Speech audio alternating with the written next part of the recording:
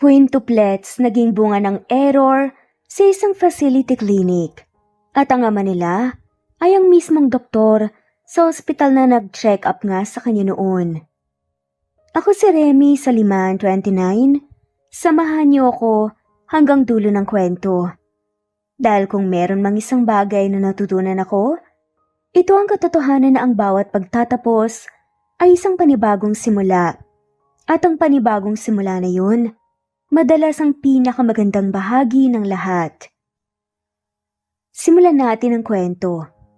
Nakaupo si Remy sa loob ng isang kilalang klinika kung saan doon nga siya palaging nagpapa-check up. Kahit galing pa nga siya sa trabaho ay hindi nga niya talaga makalimutan na pumunta on time sa kanyang schedule. Miss Soliman? Tawag nga ng nurse mula sa pinto. Tumayo siya kaagad, bit-bit ang kanyang maliit na bag. Yes, that's me. Pinatawag po kayo ni Doc sa consultation room. Isang doktor ang bumati sa kanya nang makapasok siya. Miss Soliman, maupo ka. May nakita lang kami sa resulta ng iyong tests na gusto naming i-discuss ka agad. Napakunot ang noon ni Remy.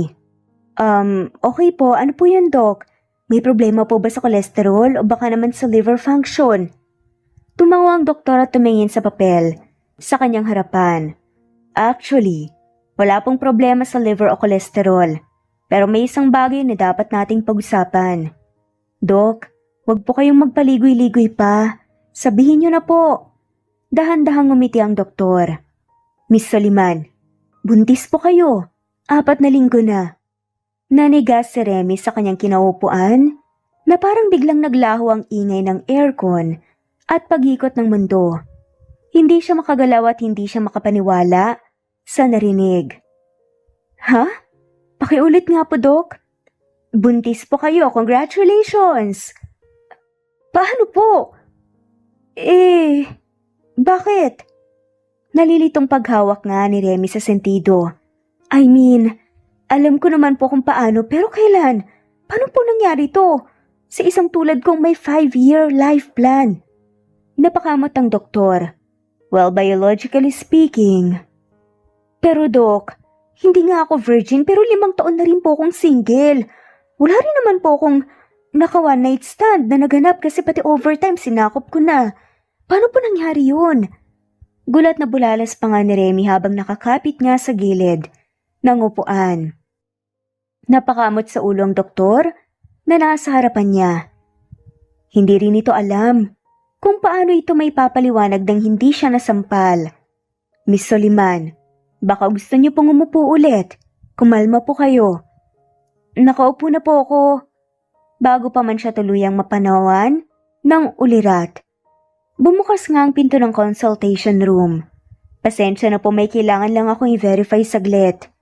Isang familiar na tinig nga ang pumuno sa silid. Pag-angat ng tingin ni Remy halos mabulunan siya sa sarili niyang laway. Si Dr. Von Argante. Ang gwapong Obigaini na matagal na nga niyang tinitignan tuwing may check-up siya. Makisig, matangkad, laging presko ang dating at may mga matang parang lagi nga siyang sinusuri kahit hindi siya kinakausap. May slight dimple pa sa kaliwang pisngi na sumusulpot kapag ngumingiti ito. At ngayon nandoon ito. Nakatayo sa pinto, may hawak na clipboard at tila may sasabihin. Biglang nawala ang kaba ni Remy. Agad siyang umayos ng upo. Inayos ang buhok nga at bahagyang ngumiti. Hi po, Doc Von. Pakyut pa nga niyang bati kasabay ng mahinhin na kindat sa loob ng isip niya. Tumango si Dr. Von at lumapit sa kanya. Dr. Cruz, ako na po muna. I need to explain something to Miss Soliman myself. Seryosong sagot naman ni Dr. Von. Nagkatinginan ng dalawang doktor bago tumango ang doktor at tahimik na lumabas. Doc, may problema po ba talaga? Kasi kanina po ako nalulula eh. Tapos ngayon biglang may, ikaw, may iba na namang doktor. Sad pa nga ni Remy. Tumikim si Dr. Von. Don't worry, Miss Soliman. I have reviewed your case file and I'd like to clarify a few things about your pregnancy.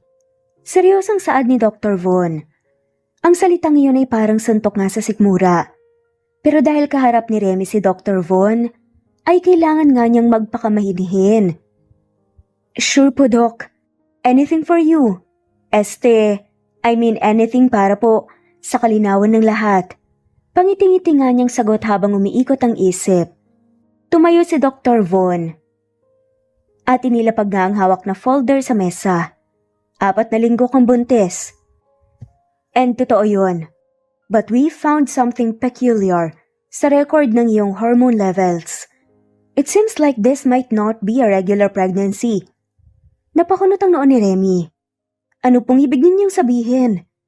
Base sa initial ultrasound at sa hormone patterns mo, there is a high chance na hindi lang isa ang dinadala mo. Hindi lang rin 2.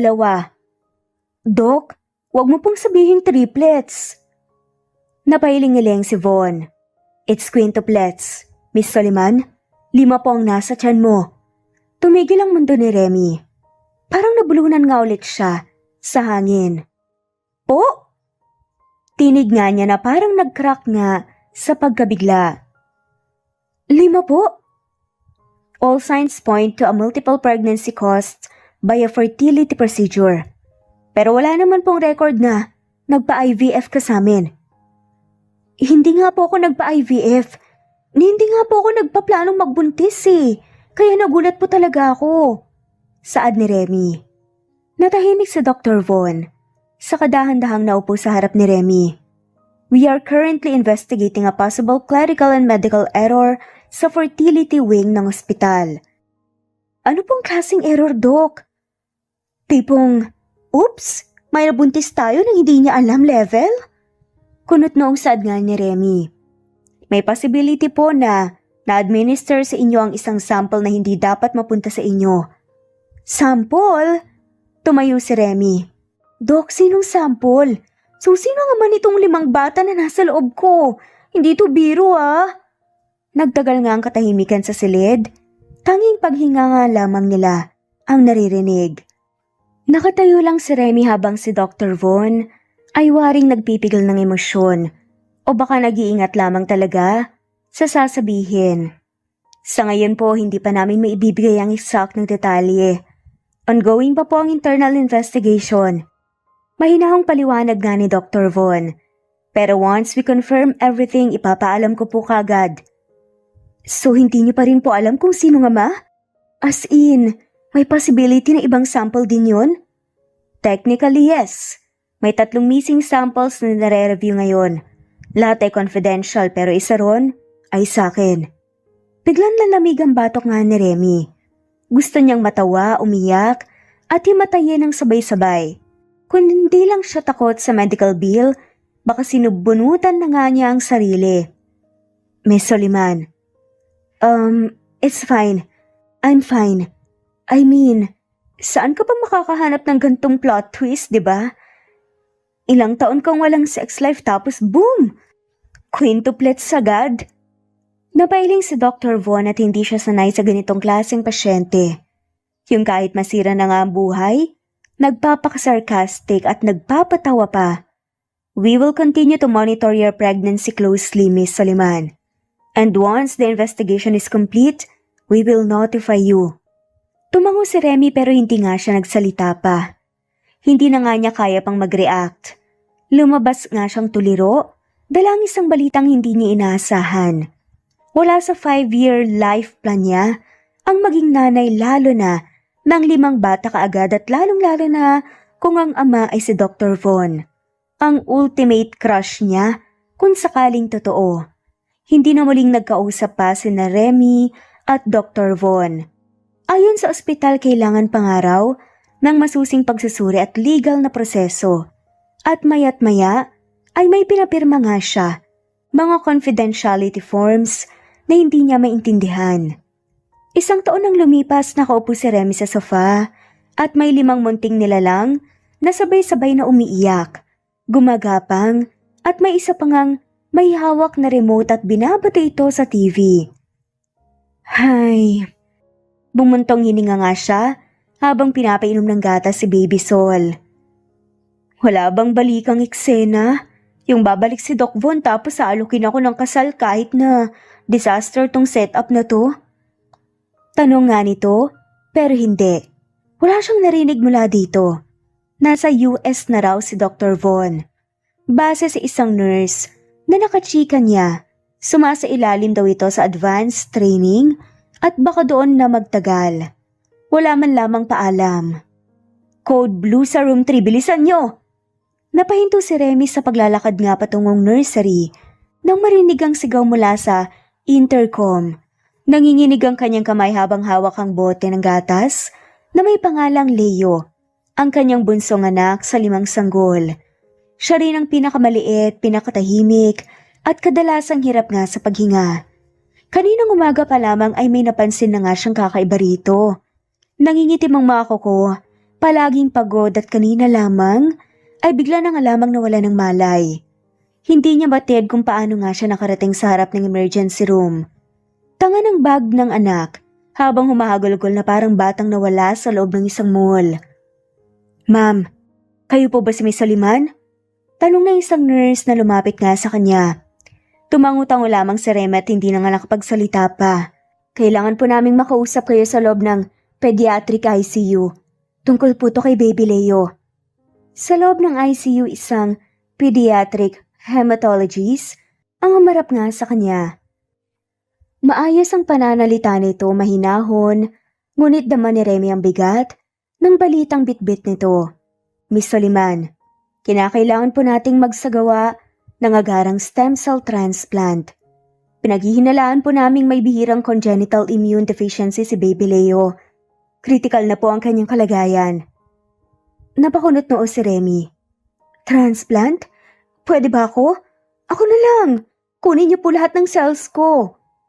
Sa kasamaang palad po, hindi po kayo compatible eh. Nagsagawa na po kami ng paunang pagsusuri. Ano pong ibig mong sabihin? Nanlalaki mga mata ni Remy. Kailangan natin ng biological father.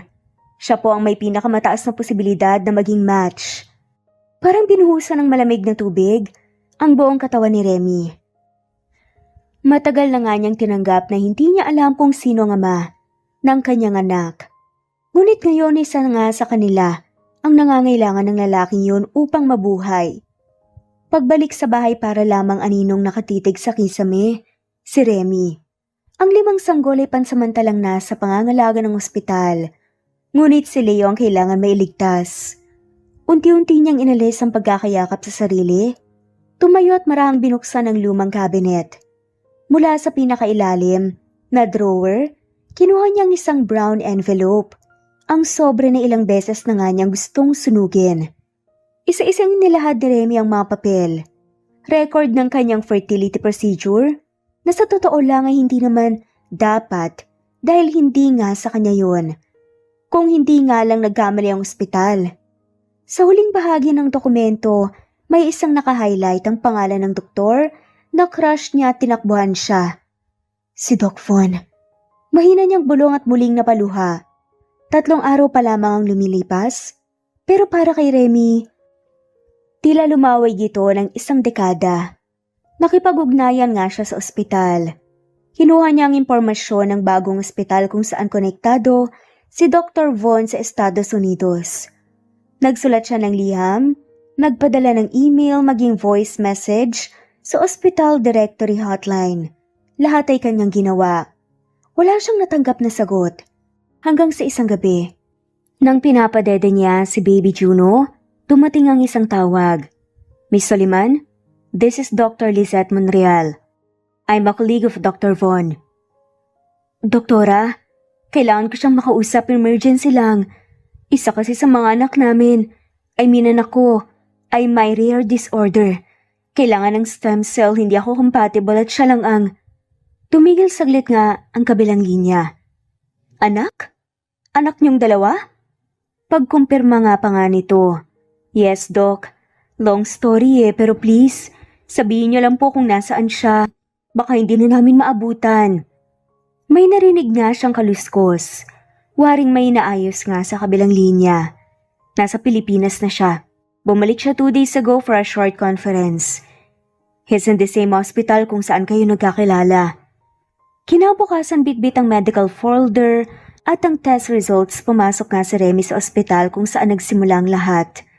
Sa conference room ng mga doktor na tanaw nga niya ito. Nakatalikod na kaputing coat, hawak ang isang tablet. Dr. Von. Paglingon nito ay agad nga na bumakas ang pagkabigla sa mga mata ni Dr. Von. Miss Remy, may sasabihin ako at hindi to pwedeng patagalin pa. Isa sa mga anak natin. Oo, anak natin ang nangangailangan ng tulong mo. At kung may puso ka pa sa likod ng magandang mukha mong yan, please, sumama ka na kaagad sa akin. Matapang na saad nga ni Remy. Hindi kaagad nakapagsalita si Dr. Von. Nananatili nga itong nakatayo, hawak pa rin ang tablet, ngunit unti-unti bumagsak na ang depensa. Tayong dalawa? May anak? So ako talaga ang ama. Saglit ng katahimikan ang sumingit nga sa pagitan nila habang magkalapit nga silang nakatayo sa loob ng conference room. Hindi ko to ginusto, Von. Hindi ko ito pinlano. Pero oo, ikaw ang ama at kailangan ka niya ngayon, kailangan ka ni Leo. Napatitig nga si Von sa pangalan na binanggit. Kita sa mga mata niya ang halo-halong emosyon, pagkalito at kaba. Anong nangyari sa kanya? Dahan-dahang lumapit si Remy at nilapag ang folder sa maliit na mesa sa tabi ng projector. Binuksan niya ito at inaladlad nga ang mga medical test results. Mga larawan ng bata at ang sulat mula sa pediatric hematologist. May rare immune deficiency si Leo. Hindi siya tumutugon sa basic treatments. Ang kailangan niya ngayon ay stem cell transplant ASAP from a biological match. Hindi ako pwede. At ikaw lang ang natitirang pag-asa niya. Inangat ni Von ang isang papel at tahimik itong binasa ng masinsinan. Ngunit hindi nakapagtagal ang titig nga nito roon. Umupo siya sa isa sa mga silya, hawak pa rin ang papel. At mahigpit na pinipigilan nga ang emosyong tila sasabog na. Bakit hindi mo kagad sinabi? Akala ko wala ka ng balak bumalik. Akala ko walang pakialam. Wala kang iniwan kahit na anino. 1 taon, Von. 1 taon akong nagpalaki ng 5 bata na hindi ko man lang pinapangarap pero minahal ko ng buong buo. Hindi ko alam. Wala akong alam. Akala ko kasi ay naging okay ng investigasyon. I thought someone else was the children's father. Saad ni Von. Hindi ako nandito para manumbat, Von. Pagkatapos mo akong panganakin. Kung ano man yung nangyari o pagkakamali, wala na akong pakialam pa. Nandito ako kasi may batang nakikipaglaban sa buhay. Ang mahalaga ay ang kasalukuyan. Kailangan ng anak natin. Gusto ko siyang makita. Si Leo, gusto kong makita ang anak ko.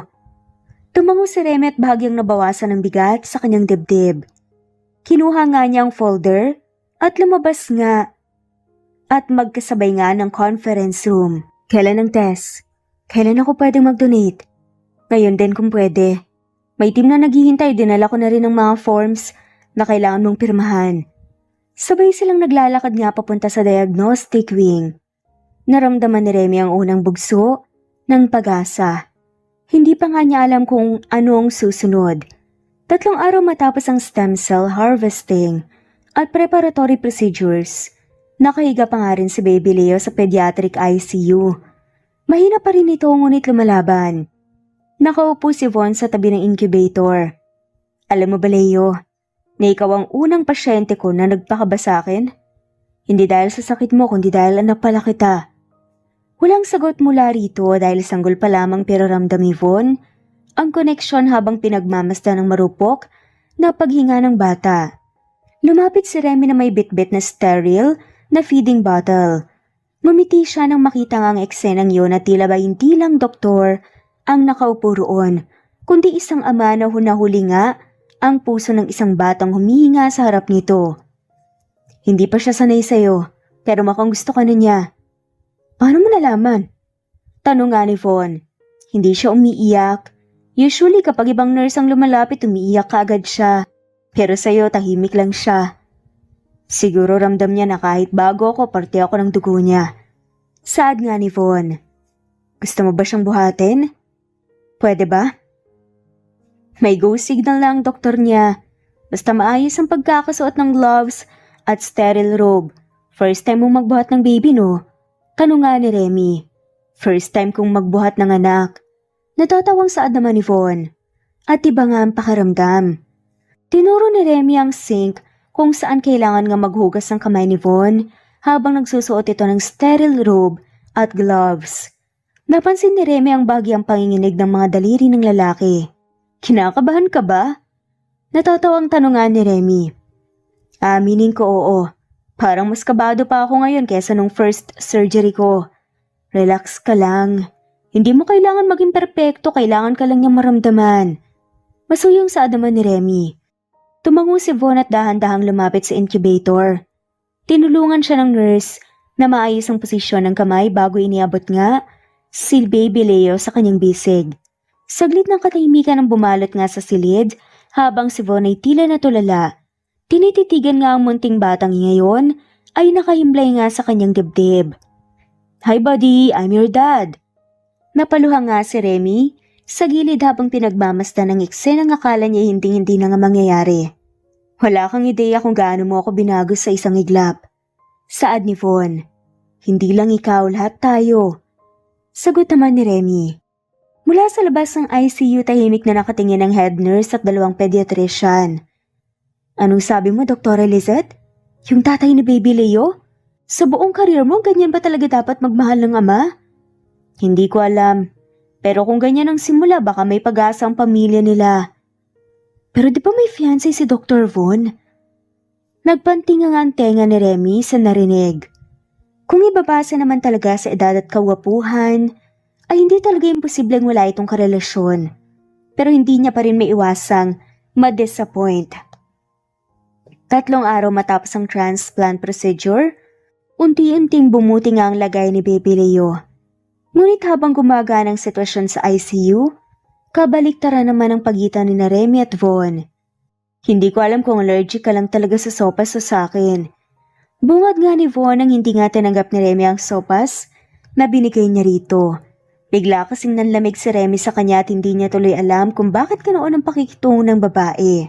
Hindi man lang tumingin si Remy habang pinapalitan ng lampin si Baby Sol. Hindi ako allergic, hindi lang ako gutom.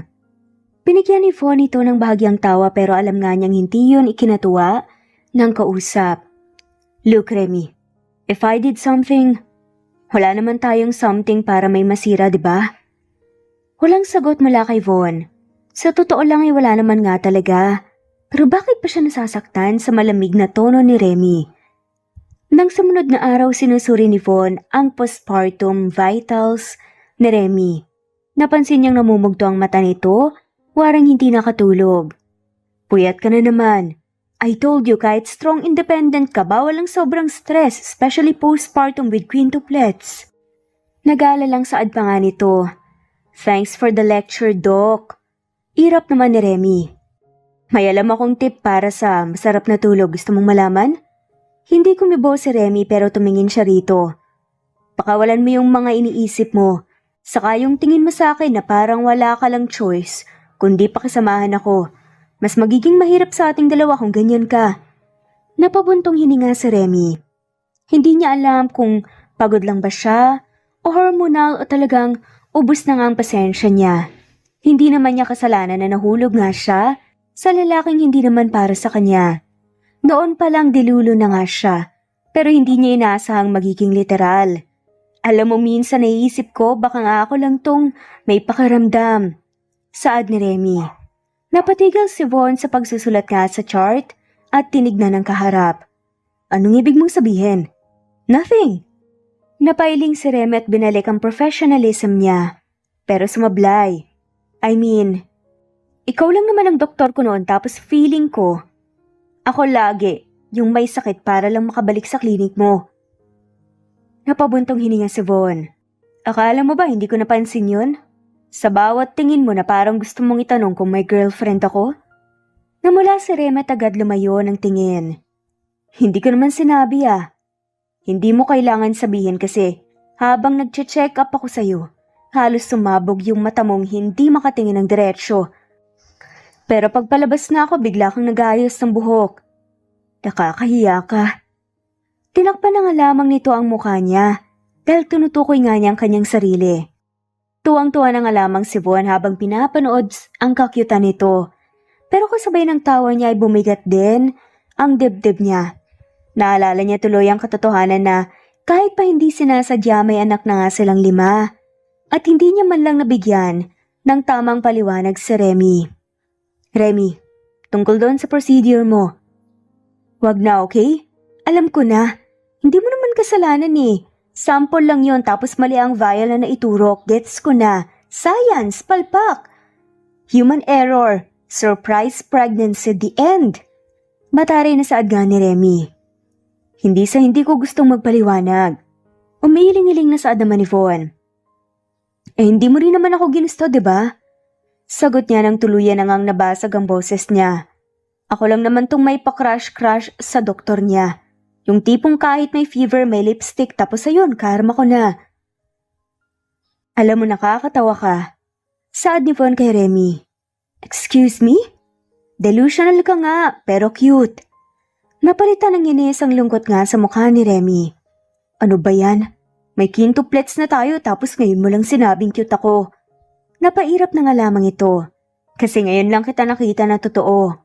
Nagpantig ang tenga ni Remy pero hindi niya mapigilang mapatitig sa lalaki. Ngayon lang kita nakita na ganito ka carefree. At kung gusto mong malaman, attracted ako sa iyo noon pa. I just didn't act on it dahil doctor-patient tayo. Doctor-patient ethics? Seriously? Mataray na saad ni Remy. Bakit? Kung niligawan kita noon malamang, nasuspend ako ng dahil sa ginawa ko. At nawala ang license ko. Imagine, sa harap ng PRC board, reason for misconduct, sinabihan si patient na maganda siya habang may lagnat. Saad ni Von, napatawa na nga lamang si Remy. Grabe ka, hindi mo man lang ako sinabihan na na-crush din kita? Pagputol nga ni Von sa sinasabi ng babae. Oo, saad ni Remy. Hindi mo rin naman ako tinanong ah. Pasensya na.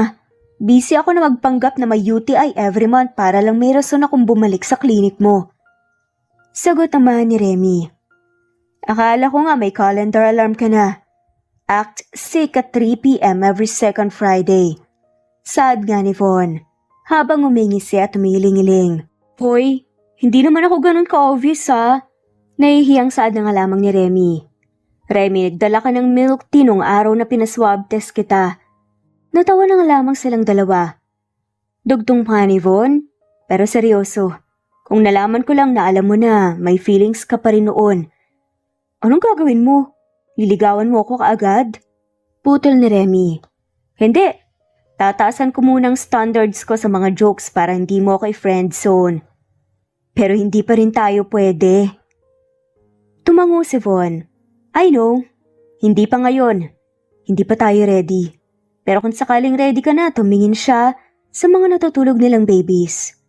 Sabay dugtungan nito, pwede bang ako pa rin? Napahinto si Remy sa pag-adjust nga ng kumot ni Baby Sol. Parang may pumitik nga sa puso niya. Depende. Saad nga ni Remy, tinatago ang kilig nga sa loob-loob niya. Depende san? Depende dahil nga ayokong makipaglandian sa may fiancé. Sinong may sabi sa'yo niyan? Takang tanong nga ni Von. Bakit wala ka bang fiancé? Paninigurado ni Remy. Nagmukhang naguguluhan si Von. Wala. Saan nanggaling yung balita na yan? Na-engage ako. Akala ko lang. Baka kasi hindi mo sinasabi tapos bigla na lang magpapakita yung babaeng mas maganda, mas slim, at mas maayos ang buhok kesa sa akin. Sinubukan niyang maging kaswalang tono pero naramdaman niya ang panginginig sa boses niya. Paano ba naman kasi? Dahil nga agad siyang nagkaanak nga ng 5 nang hindi nga niya napaghandaan, ngayon nga nilalait-lait pa nga siyang losyang. Pero sabi naman niya sa sarili niya na babawi siya kapag medyo nakabawi na nga siya sa kanyang mga anak. Pero para sa paningin nga ni Von, hindi naman ito mukhang losyang. Simple lang siya pero maganda pa rin. Napatawa na nga lamang si Von sa iniisip niya. At ang tawa nga niya ay malambot at mainit sa pandinig. Remy, hindi ako engaged. Hindi pa nga ako nagka-girlfriend simula nung huli tayong nagkita. Tinignan niya ito ng mas malalim na parang may nais iparating. Baka ikaw lang dahilan kaya ako bumalik dito. Uminit ang mukha ni Rem at mabilis nga siyang nagkunwaring abala sa pag-ayos ng kumot nga sa crib. Hindi nga, mahina niyang sabi. Oo nga, sagot ni Von at bahagyang lumapit. Kung meron man akong fiancé, malalaman mo kagad. Hindi ko itatago pero sa ngayon wala. At kung meron mang babaeng gusto ko, sigurado akong kilala mo siya. Kumunot noo si Remy. Sino? Ikaw? Diretsahang sagot ni Von. Parang lumit nga ang kwarto, ang tunog ng mga monitor, at may hinang-hinga ng mga sanggol na wala. Nakatingin lang si Remy rito at ang kanyang labi, bahagyang nakabuka. Maraming beses na nga niyang inisip ang eksenang ito pero ngayong nangyari na parang hindi nga siya handa. Ako? Ikaw? As in, ako?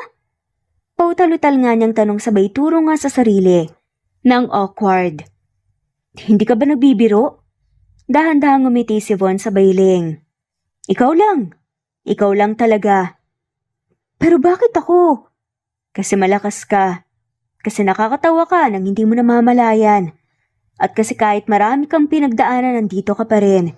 Inalagaan mong 5 sanggol. Kahit sobrang pagod ka na, kahit nilalait ka na, hindi ka pa rin sumusuko. Lumambot ang boses ni Von. Paano pa naman kita hindi magugustuhan? Sa isang saglit, hindi makapagsalita si Remy. Matagal na nga niyang inakala na one-sided lang to. Na iniisip lang siya ni Von bilang isa pang pasyente. Isang dagdag na komplikasyon sa busy na buhay niya. Pero ngayon heto nga siya nakatayo sa harapan nito, inaamin na pareho nga pala sila ng nararamdaman. Von, simula niya at hindi sigurado kung anong sasabihin. Pagkatapos ay umiling nga siya at bahagyang umiti. Kahit kailan hindi kita inisip na ganito ka. Guwapo, charismatic, perfectly humble. Natatawang pagbibiro pa nga ni Von. Pinipilit pagaanin ang atmosphere. Gabi na nang dumating nga si Von sa kondo kung saan nga pansamantalang naninirahan si Remy ng kanilang mga anak. Naalala pa nga nito ang sinabi niya kay Remy. Kita mo na, kaya kita nagugustuhan dahil hindi ka natatakot sabihin kung anong nasa isip mo.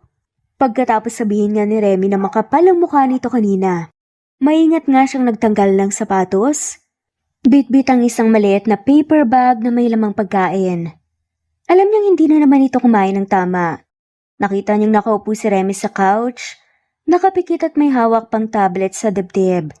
May baby bottle na halos mahulog nga mula sa gilid ng sofa at nasa sahig nga ang isa sa mga anak nila na si Baby Miko.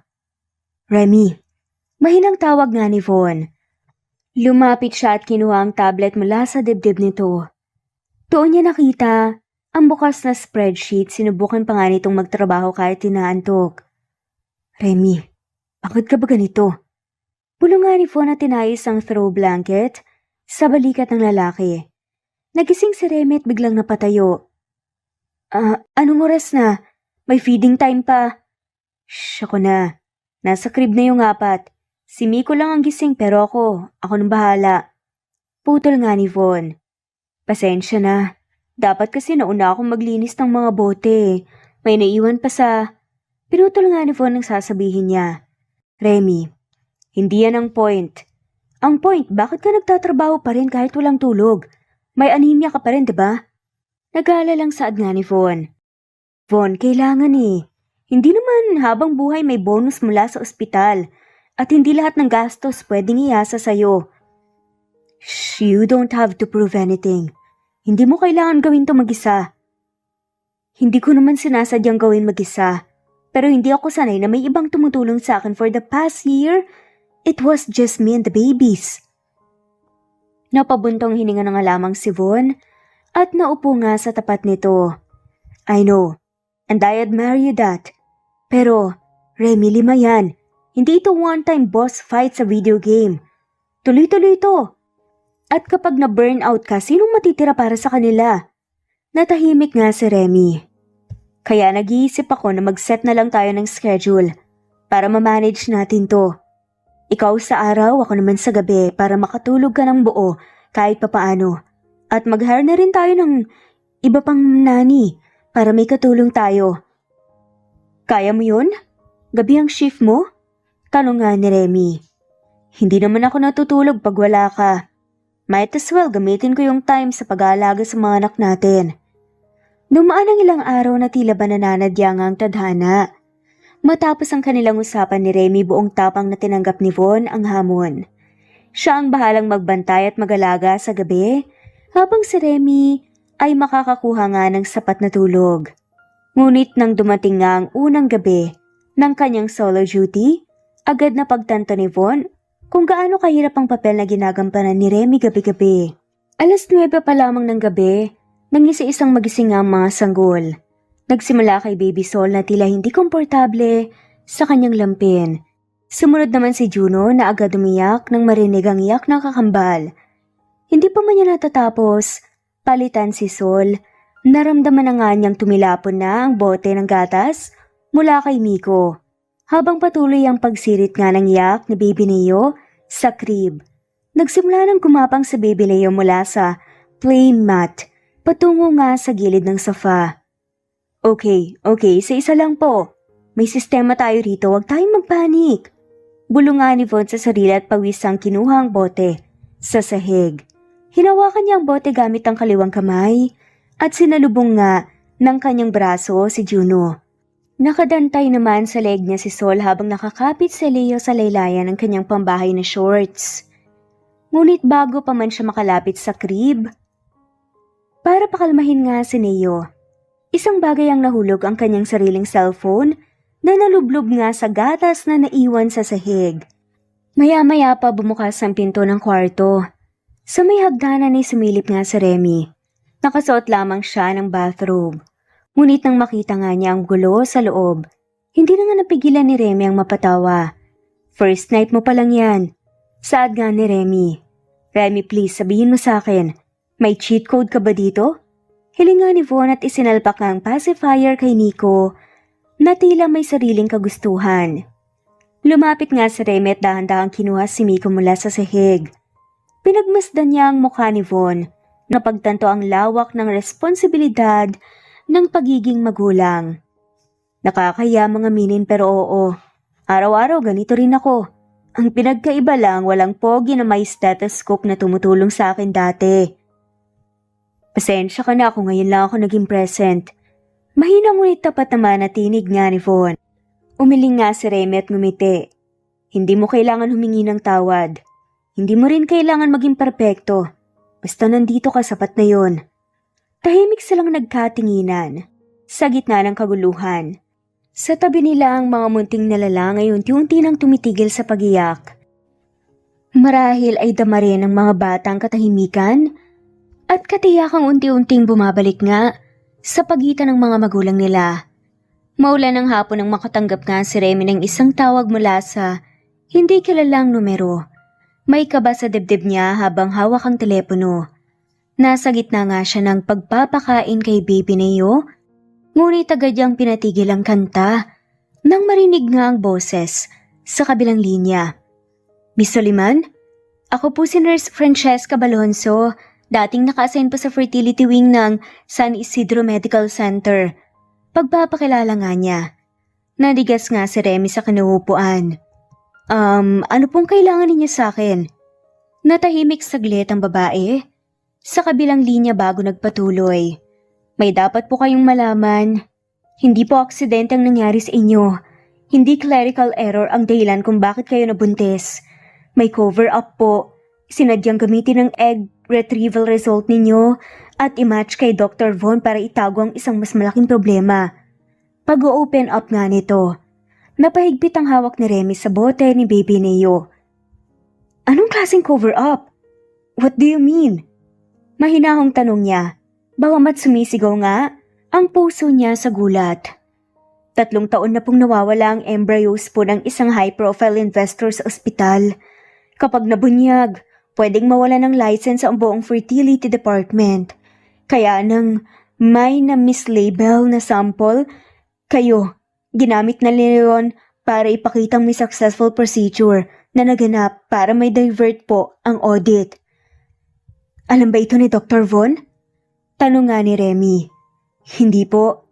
Isa rin po siyang biktima. Lahat ng records niyo ay sinadyang baguhin bago po'y maipasa sa kanya. At ngayon po umalis na siya sa ospital takot silang lumabas ang totoo. Nagpasalamat na nga lamang si Remy sa impormasyon. Bagamat parang pinagsakluban siya ng langit at lupa. Ilang oras lang ang lumipas at dumating na nga si Von.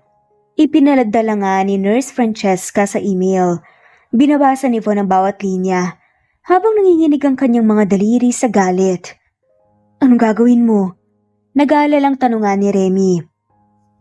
Tumayo si Von, binuksan ang kanyang messenger bag at inilabas nga ang folder ng resignation letter niya. Matagal ko nang pinag-iisipan to, pero ngayon wala na akong dahilan para magpigil pa. Lumipas ang 2 araw sa harap nga ng ospital, dinaluhan ng press at ng ilang concerned medical professionals. Lumapit si Dr. Von sa main reception desk ng San Isidro Medical Center kasama nga niya si Remy at ang isang abogado mula sa Philippine Medical Legal Board. Hinarap niya ang 5 miyembro ng hospital board. Tahimik silang nakaupo, parang hindi alam kung paano sisimula ng pagpupulong. Dr. Argente, umpisa nga ng chairman. Anong ibig sabihin ng mga dokumentong to? Nilatag ni Von ang mga ebidensya. Ang forged signature ni Remy, ang manipulated consent form ng dating complaint ng whistleblower nurse at ang mismong embryo records na binura sa system logs. Ang ibig sabihin po nito ay ginamit ninyo ang katawan ng isang inosenteng babae para iligtas ang reputasyon nyo. Hindi lang ito unethical, isa itong krimen. Napatigil ang buong board. At kung iniisip nyong matatakot ako, nagkakamali kayo. Dahil nagsampa na po kami ng reklamo sa Medical Ethics Committee. Kasama na rin ang legal counsel ni Miss Soliman para sa criminal and civil charges. Hindi na po kayo bahagi ng ospital na to. Sad nga ni Von. Bago siya tuluyang lumabas, tumingin siya sa isa sa mga board members na dati nga niyang itinuring na mentor. Hindi lang akong sinaktan nyo. Sinira ninyo ang tiwala ng mga pasyente na ang tanging hangad lang ay bumuo ng pamilya. At ngayon sisiguraduhin kong mananagot kayo. Sinalubong nga si Remy sa hallway. Hawak ang kopya ng statement nito. Tahimik lang siyang tumango sa babae. Hindi ka na lang basta doktor ngayon, Von. Wika nga ni Remy. Anong ibig mong sabihin? Isa ka ng ama. At hustisiyang hindi lang para sa pamilya natin kundi para sa lahat ng ina na inabuso ng sistemang to. 3 buwan matapos ang pagbunyag nga ng katotohanan at ang pagsasampa ng kaso laban sa ospital. Muling bumalik si Remy sa tahimik na buhay, kasama ang kanyang mga anak.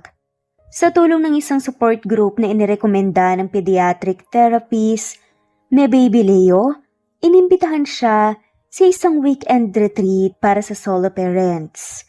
Isang programa na ginaganap nga sa isang eco-resort sa paanan ng bundok sa Tanay Rizal. May mga kabana open-air counseling circles at child care tents na para sa mga batang edad 5 taong papaba. Isang beses lang sa buhay ni Remy na naramdaman niyang pwede nga siyang magpahinga habang may ibang nag-aalaga sa kanyang mga anak. Naka-yoga pants nga siya at nakaupo sa isang banig sa ilalim ng punong akasya. May hawak na baso ng salabat at pinagmamasta ng mga ulap sa malayong kabundugan. Sa hindi inaasahang pagkakataon sa gilid ng Eco Farm Trail, may lumapit sa kanya. Naka-hiking outfit, may backpack, at may dalang insulated bottle ng cold brew. Peaceful, no? Wika nga ng familiar na tinig mula sa likuran. Napalingon nga si Remy. Von? Ngumiti ito. Nirekomenda rin sa akin tong retreat. Akala ko solo parent lang, hindi ko yan expect na parent ng anak ko makikita ko. Wow, coincidence or stalker levels? Biro pa nga ni Remy at bahagyang napangiti, sabay na pairap. Let's just say fate, with a touch of internet research. Sagot ni Von na tumupo nga sa bakanteng banig katabi niya. Tahimik ng sandali, tanging mga kuliglig at ihip ng hangin ang naririnig sa paligid nila. Remy, matagal ko nang gustong tanungin ulit.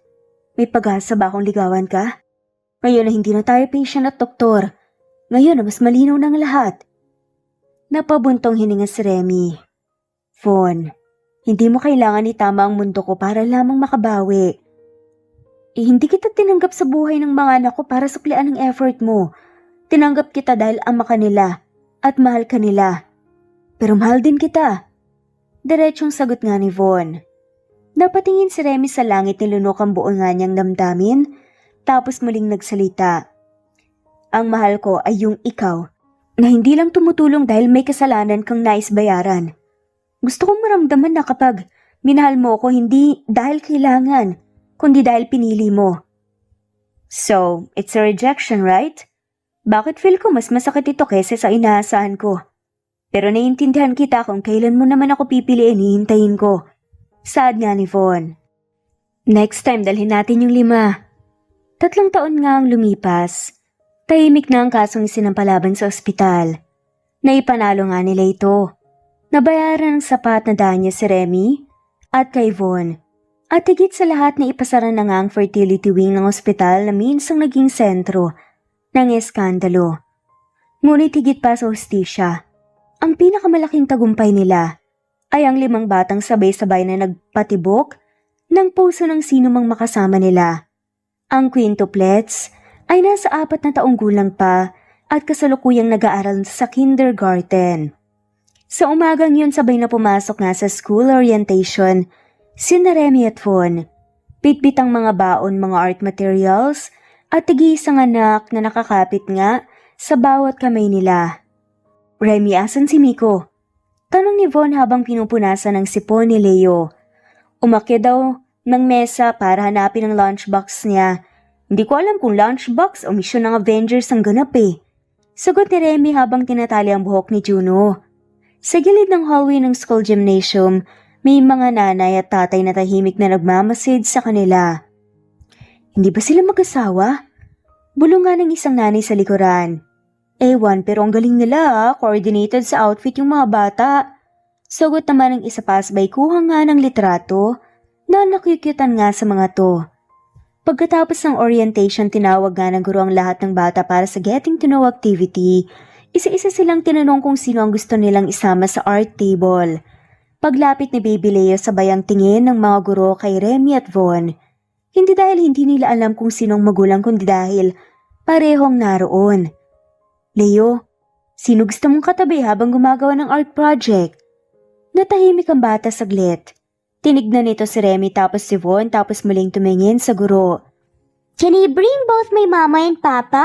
They both help me cut hearts. Mama is better at glitter, but papa knows how to draw dinosaurs with abs. Napanganga na nga lamang si Remy. Leo! Natawa ang guro habang si Von naman ay muntik mabilaukan sa iniinom na juice. Remy, I swear, hindi ako yon. Si Sol lang nagsabi niyan sa kanya. Namumula nga si Remy habang natatawa ang mga nanay at tatay sa paligid. Von naman kasi, ano ba yung tinuturo mo sa mga bata? Dinosaurs with abs? Seryoso ka ba talaga? Educational yon. At least alam nilang healthy lifestyle ang susi sa magandang abs, diba? Kahit dinosaurs pa. Lalo pang lumakas ang tawanan ng mga tao sa paligid. Kaya mas lalong namula si Remy. Hinawakan niya sa balikat si Von habang pabulong na sinasaway. Mamaya ka na kasi mag-joke, nakakahiya. Sorry mama, pero papa said kapag po may abs, mas astig po ang dinosaurs eh. Singit nga ni Leo habang nakangiti ng napaka-cute. Nilingon ni Remy si Von. Nakataas ang kilay. Narinig mo yun? Ikaw talaga ang may kasalanan. Inangat nga ni Von ang mga kamay. Bakit ako kaagad? Kasalanan ko bang cool ako sa paningin nila? Saglit na nagkatinginan si Remy at Von. Parehong bahagyang natatawa, ngunit unti-unting lumalambot ang tingin nila sa isa't isa. Sa saglit na yon parang wala nang ibang tao sa paligid nila.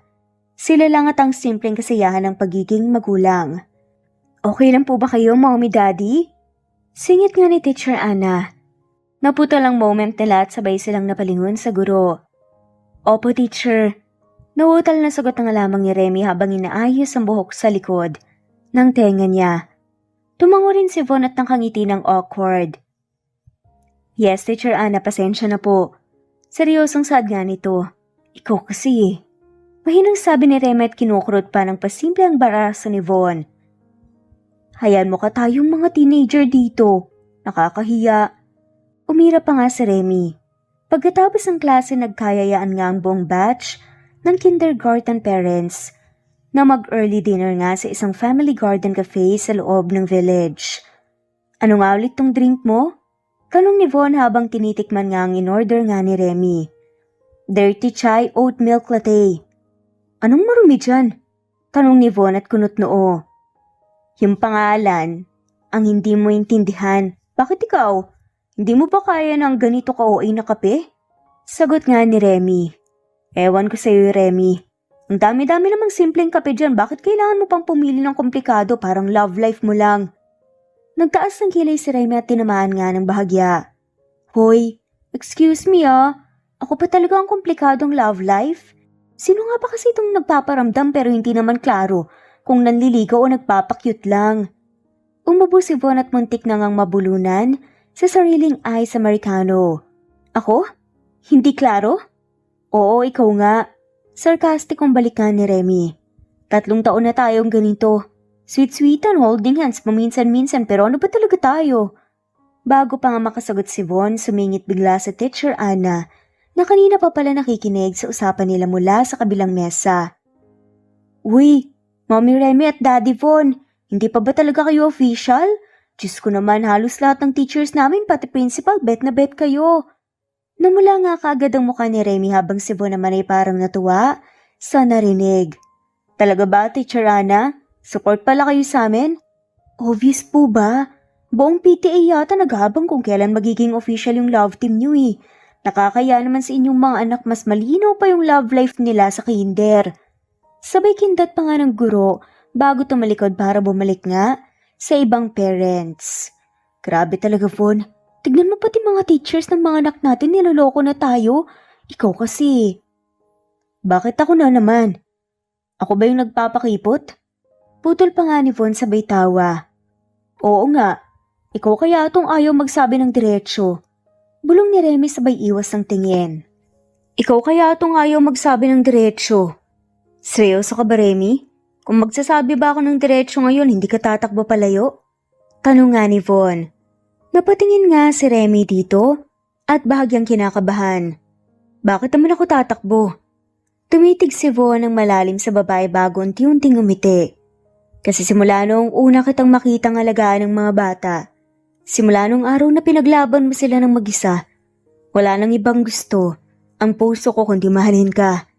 Hindi ko sinabi ng diretsyo kasi natakot ako na baka isipin mo na ginagawa ko lang dahil sa mga anak natin. Natigilan nga si Remy, tila bumagal nga ang paligid niyang habang nakikinig nga kay Von. Pero ngayon, Remy, kahit ilang taon na tayong ganito, ikaw pa rin ang dahilan kung bakit masaya ako.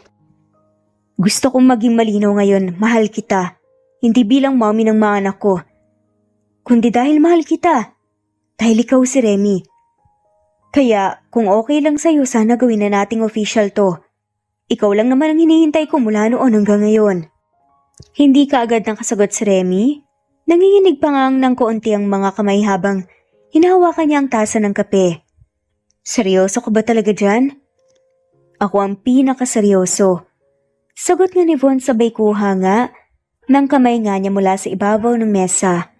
Hindi na ako magpapaligoy-ligoy pa. Biglang nagpalakpakan ng mga tao mula sa kabilang mesa. Nagulat silang dalawa dahil hindi nila namamalayang halos lahat ng kapwa parents at teachers ay tahimik palang nakikinig at naghihintay. Uy, Mommy Remy, yes na! Hiyaw nga ni Teacher Anna mula sa gilid. Daddy Von, finally! Dagdag pa nga na isang tatay. Natawa ng bahagya si Remy sabay tingin muli kay Von. Hay naku Von, kapag niloko mo ko, ang daming saksi Promise ko hindi kita sasaktan. Mas takot yata ako sa mga anak natin kesa sa'yo. Natawa na nga lamang si Remy bago tuluyan ngang umiti ng malawak. Sige na nga, official na akong official. Nagpalakpakan muli ang mga tao sa paligid at mas malakas ngayon. Biglang sumikaw si Leo mula sa kabilang dulo ng table. Mama, Papa, magkapakasal na kayo! Natawa ang mga tao sa paligid at si Remy ay napahawak sa noo dahil sa sobrang pamumula. Leo, hindi ganun kadali yun, anak. Bakit po hindi? May damit ka na, Mama. May shoes si Papa. Ano pa pong kulang? Hindi naman nagpaawat si Neo. Si Teacher Ana nga sabi na bagay kayo. Napalingon si Teacher Ana na nagugulat nga sa mga nangyayari. Hoy, wag niyo akong idamay dyan Ang cute lang kasi niyo. Napatigil ang lahat sa kakatawa nang biglang dumating si Principal Garcia. Nakangiti itong lumapit sa mesa at may dalang kamera. Pasensya na naabutan ko na tong bonding moment nyo. Pero Remy, Von, pwede ba kayong mag-post para sa newsletter ng school? You are our model family for the month. Model family? Nagkatinginan sina Remy at Von. Sabay silang natawa, habang ang mga bata ay tila proud na proud pa nga sa kanila. Bakit parang lumalabas may script kayo para dito? Biro pa nga ni Von. Sige, Principal Garcia, basta wag masyadong close up. Habang inaayos ni Principal Garcia ang kamera, siniko ni Von si Remy. Ikaw pa lang hindi klaro 3 taon na akong nagseseryoso sa'yo, hindi mo pa rin makuha ang bigyan ako ng label. Napangiti si Remy at tumitig kay Von. Seryoso ka pala Siyempre, ano pa bang gusto mong patunayan ko? Napaisip si Remy kunwari, naghahanap ng sagot. Pero bago pa nga siya makapagsalita, sumabat nga si Juno. Kiss mo na si Mama, Papa. Gusto po namin makita. Juno? Sabay na sabi nga nila Remy at Von. Kaya nga, kiss na po. Singit pa ni Leo. Natawa na nga lamang si Principal Garcia. Mukhang may ibang agenda ang mga bata natin Tahimik ang hapon sa tahanan ni na Remy. Ang mga bata gumagawa ng sarili nilang birthday invitations gamit ang colored papers, glue stick, at sobra-sobrang palamuti. Sa gitna ng sala naman, nandoon nga si Remy na asikaso ang guest list sa kanyang tablet. Sa di inaasang sandali ay tumunog na ang doorbell. Ma, delivery po ba yan? Tanong nga ni Miko. Saglit lang, titignan ko. Sagot nga ni Remy at nilapitan ang pinto. 2 kagalang-galang na individual ang nakatayo sa kanilang harapan. Isang ginang na may postura ng isang debutante kahit tila nasa late 60s na. Naka-pearl earrings at may hawak na bulaklak. Katabi nito ang isang lalaking may mahigpit na ekspresyon. Naka-coat kahit tirik nga ang araw. Magandang hapon po. Bungad nga ni Remy na may pilit ng ngiti. Sino po sila? Ngumiti ang ginang. Ako si Beatrice Argente at ito ang aking asawa si Attorney Arsenio Argente. Kami ang mga magulang ni Von. Nanigas si Remy sa kinatatayuan. Nasa klinik daw ang anak ko pero sinabi niyang dito raw kami dumiretso at hindi kami sanay maghintay sa labas.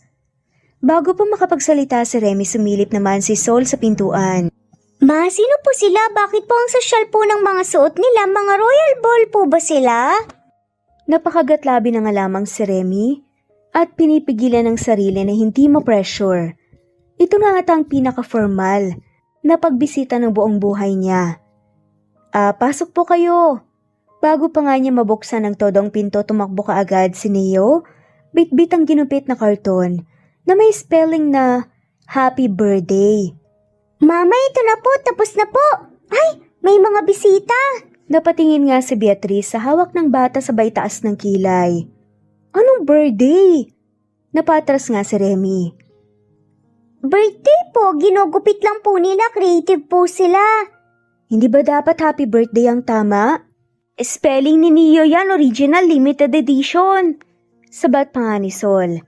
Sumilip sa likod nga ni Remy si Leo. Ma, may snacks ba? Gutom na po ko Wow, may lola at lolo po ba tayo? Kayo po ba ang sorpresa ni Papa?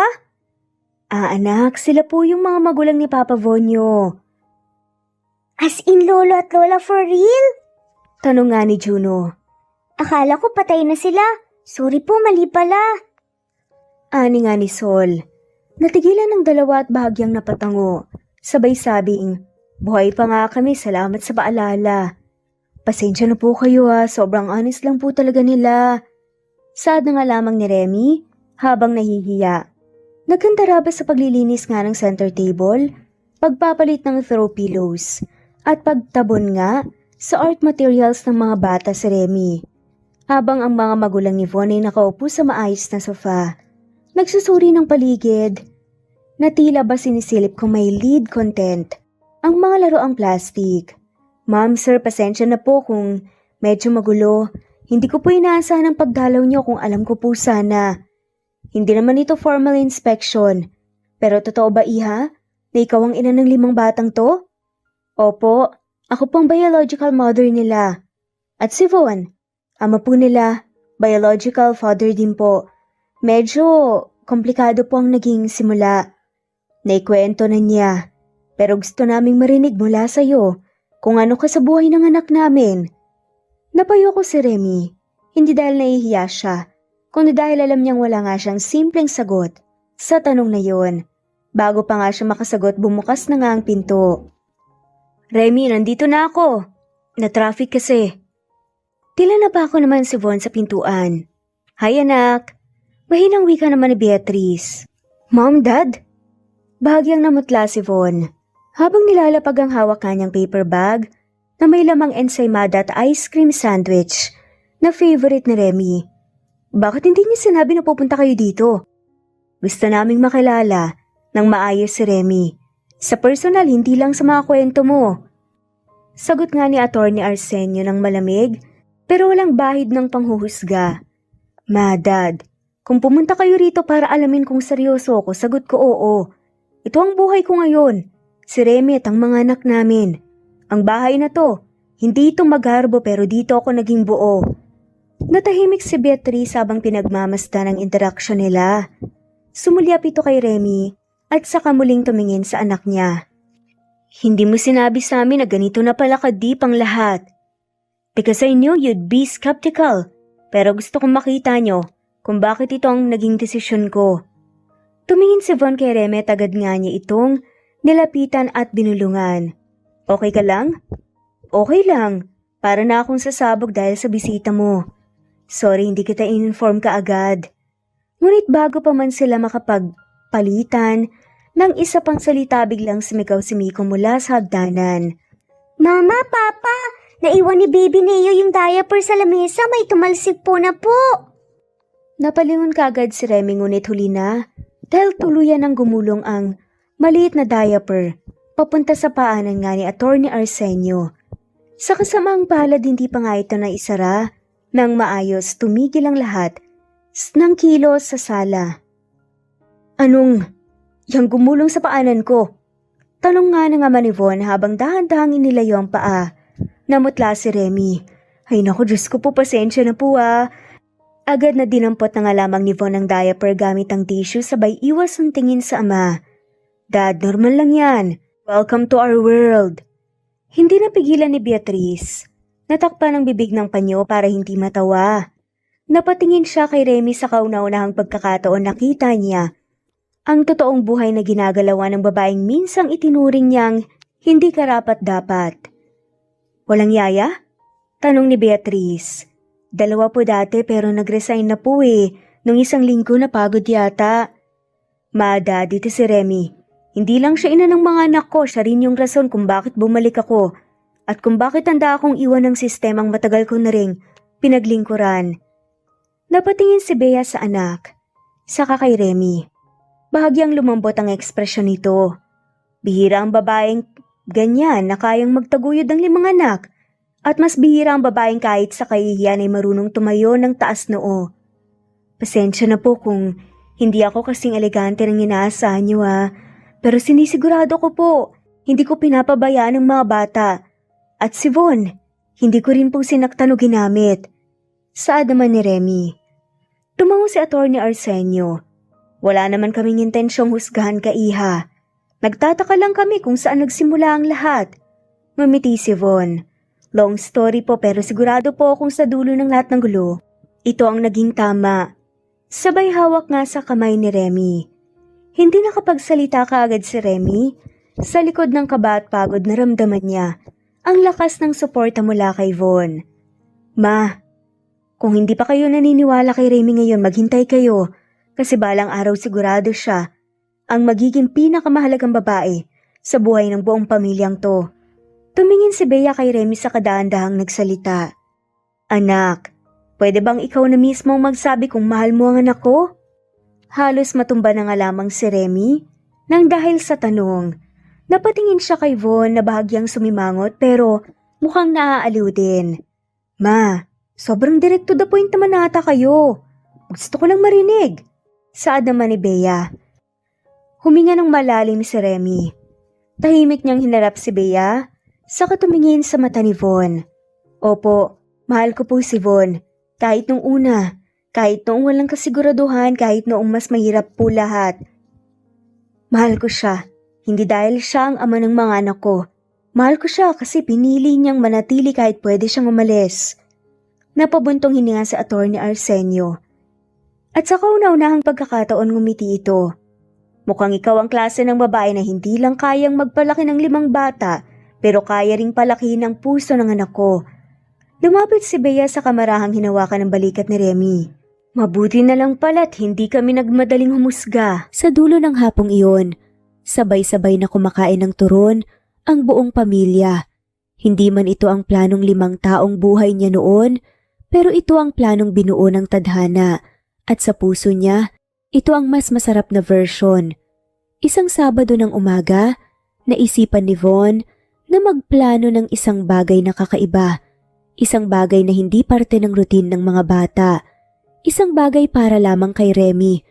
Nagplano siya ng isang simpleng family field trip sa isang lugar na ni minsan ay hindi nila nabisita bilang kumpletong pamilya.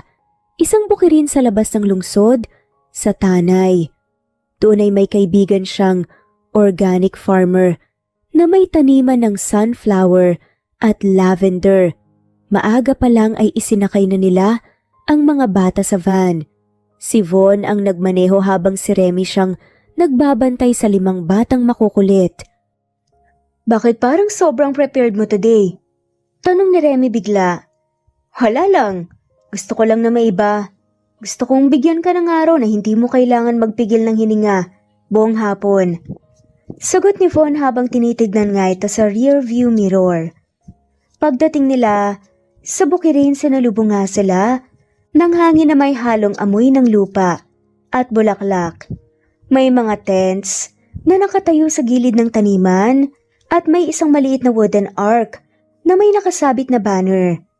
Miko anak, bulaklak yan, hindi corn. Sabay hablot ni Remy sa kanya at sa kamay nga ng bata. Pero magutom na po ko eh.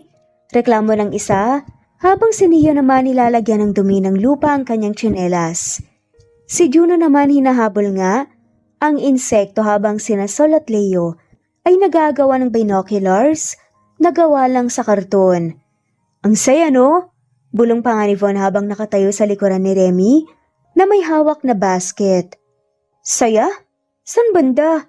Irap pa nga ni Remy parang gusto ko na nga mag-resign sa pagkananay eh. Tumawa na nga lamang si Von. Kaya nga may reward ka ngayon. Anong reward, banana Q? Ngumiti si Von at marahang hinila si Remy papalayo. Kids, huwag kayong lalayo ah. Babalik kami ni nanay nyo. Titignan lang namin ang mga hayop sa kabilang field. E di isama niyo po kami.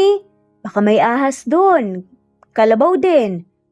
Pagkalayo nila sa mga bata dinala nga ni Von, si Remy sa ilalim ng wooden ark. May mesa na puno ng lavender, sunflowers, at isang cake na may nakasulat. Napakunot noon na nga lamang si Remy nang malapitan nito. Birthday ko ba? Anniversary, Mother's Day? Wait, Von? Lumuhod bigla si Von at nilabas ang sing-sing mula sa kanyang bulsa. Napako sa kanatatayuan nga si Remy bit-bit pa rin ang isang half-eaten rice cracker na kanina lang ay sinubukang ibigay ni Leo sa kambing sa kabilang pastulan. Remy Soliman, panimula nga ni Von at nilabas ang isang maliit ngunit makintab na kahon mula sa bulsa ng kanyang brown corduroy pants. Sa loob ng kahon ay may isang singsing na may disenyo ng intertwined vines at maliliit na batong lavender. Remy, this isn't about making up for the past. It's about choosing you now intentionally. I want to walk with you, barefoot sa putikan kung kailangan basta kasama ka.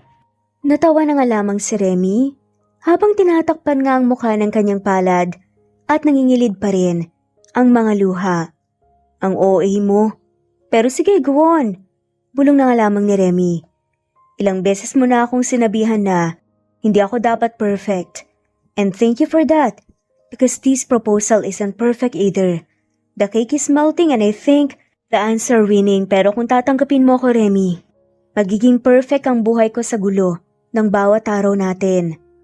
Marahang lumapit nga si Remet, pinagmasdan nga ang singsing. Tapos si Von naman na pabuntong hininga habang hinihimas ang dulo ng kanyang palad na may mancha ng ketchup. Hindi ko inisip na magpo-propose ka nang may stain ako ng banana ketchup sa laylayan ng damit ko. Mas totoo nga yan eh. Huwag kang mag-alala. Ako rin may bahid ng Milo sa kwelyo. Natatawang sagot pa nga ni Von sabay turo sa kanyang balikat. Humagalpak na nga lamang sila dahil rito. Von Argente, wika nga ni Remy sa bayo ko para hawakan ng kamay na nakaluhod nga sa babae. Yes na yes, ayoko na maging choosy pa at pakipot. Pakakasal na ako sa'yo. Sabay silang tumayo at nagyakapan. Ngunit biglang may sumigaw ng isa sa mga bata mula sa malayo. Mama, may ahas sa CR! Uod po pala! Napalingon silang dalawa at sabay na natawa. At gaya ng nakasanayan, tinungo nila ang direksyon ng kanilang mga anak. Mga batang hindi nila inaasahan noong una, pero naging blessing sa buhay nila.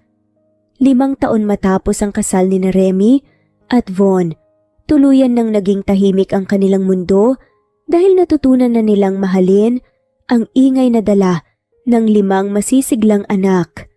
Sa mismong araw ng kanilang 5 anibersaryo, ginising si Remy ng isang sunod-sunod na kalampag mula sa kusina. Mama, wag ka munang bumaba! Sigaw nga ni Leo mula sa ibaba. Nagkunwaring tulog si Remy pero hindi niya mapigilan ng ngiti habang naririnig ang mga yabag at kalampag ng plato, kutsara at mga hindi maipaliwanag na tunog mula sa blender. Ilang minuto pa nga ay kumatok nga sa pintuan ng kwarto nila. Mama, Papa, ready na po kayo? Tanong nga ni Leo. Bumaba silang mag-asawa at nadatna ng simpleng almusal sa veranda, isang set ng pandesal na may hotdog, scrambled eggs, na medyo sunog orange juice na tila masyadong madilaw at centerpiece na gawa sa construction paper na ginupit ni Sol. Happy anniversary po, Mama, Papa! Sabay na sigaw ng quintuplets. Napaluha si Remy habang yakap nga ni Von ang kanyang balikat. Diyos ko, hindi ito yung inaasahan kong brunch, pero ito na siguro ang pinakamasarap. Ngumiti si Von at bumulong sa asawa. Mas magaling pa rin ako magluto. Sa parehong araw, tahimik na nakaupo si Remy sa duyan, bit-bit ang isang tasa ng tsaa. Naririnig niya ang tawanan ng quintuplets na ngayon ay 9 na taong gulang na. Tumataas na ang boses ni Juno habang nakikipagtalo kay Sol kung sino ang mas magaling gumuhit. Si Leo at Neo naman ay naglalaro ng chess habang si Miko ay nakababad sa science kit. Tila gustong gumawa ng sariling eksperimento sa kusina. Lumabas si Von, bit-bit ang isang plato ng banana muffins at may hawak na envelope. Huminto ito sa tapat ni Remy at naupo sa tabi niya.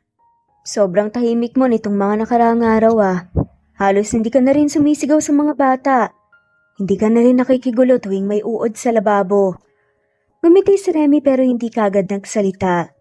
May kakaibang liwanag sa mga mata niya. May sasabihin ako. Mahinahong bungat nga ni Remy. Wala namang problema, di ba? Tanong nga ni Von. Kinuha ni Remy mula sa bulsa ang isang folded paper at tinabot kay Von. Pregnancy test? Tanong ng lalaki agad-agad nga. Bakit may ganito? Natigilan siya nang makitang 2 guhit. Nanlaki ang mga mata ni Von at dahan-dahang tumingin kay Remy. Buntis ka ulit?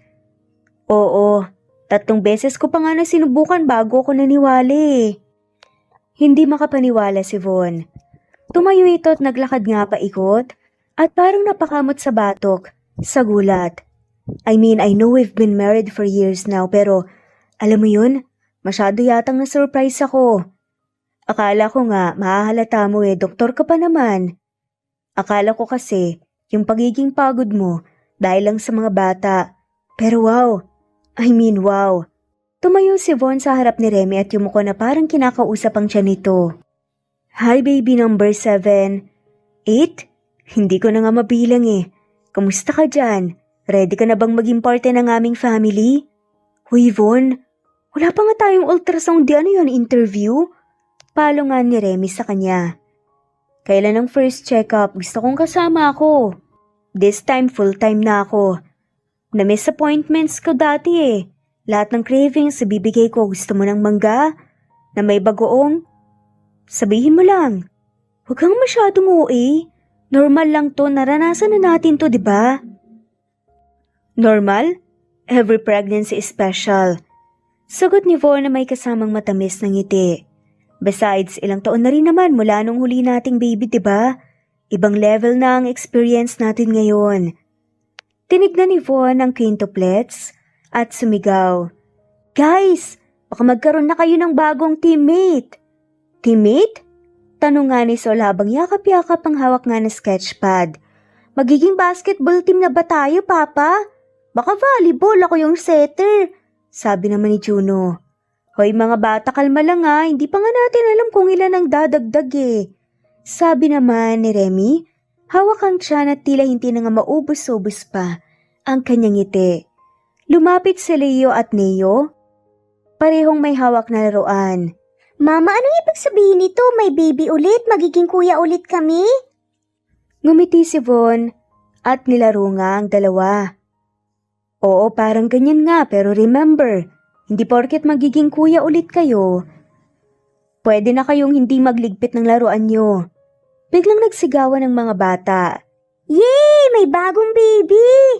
Sabay-sabay nilang hiyawan na parang nanalo sa raffle draw. Tumalon-talon pa nga si Miko.